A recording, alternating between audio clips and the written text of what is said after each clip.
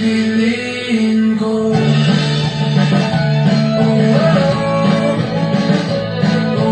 Huh? Ang dami.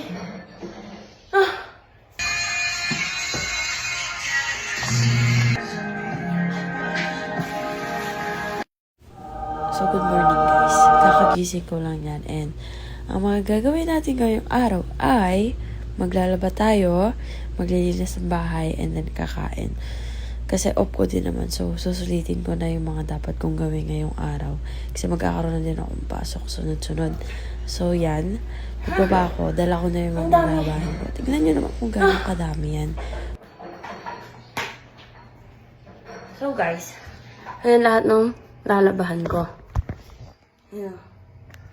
Tambak na siya kasi nga halos 2 weeks na din ako hindi nakakapaglaba kasi nga peak season din kaya hindi ako nakapaglaba. Uniform lang. Literal.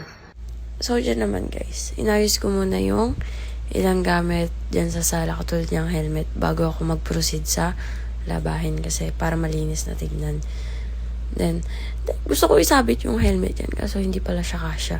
Kaya binalik ko na lang. And then dyan naman, guys, ina-enjoy ko yung kanta dyan bago mapagod ng malala. So, dyan naman, guys, ayusin pa rin natin yung mga gamit na nakakalat na kailangan ligpitin. Tulad ng mga jacket ni Kuya, tapos yung mga baso na nakalagay kung saan-saan. So, lahat dyan liligpitan natin.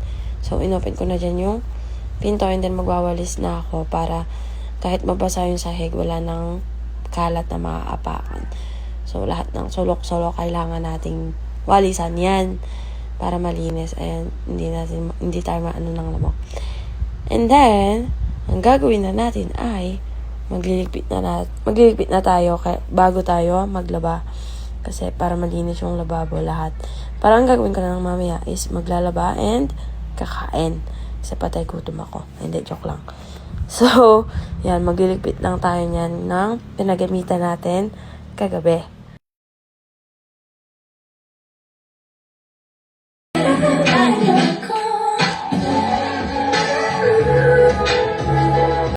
So, tapos na tayo magligpit dyan. Kaya, paghiwalay na natin yung t-shirt and sando. Kasi pag pinagsama ko yan, makapal yan and mabigat. So, pinaghiwalay ko yung manipis sa makapal. Like sando and t-shirt. So, hindi ko na din pinaghiwalay yung decolor sa puti. Kasi ako lang din naman yung nagsusuot yan. Bakit ba? So,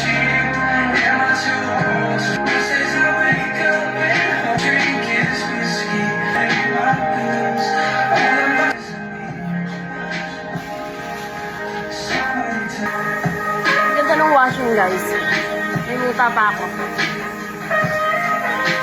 Sasabihin nyo maganda lang ako pag may makeup. Wala pa akong lamos, wala pa akong toothbrush.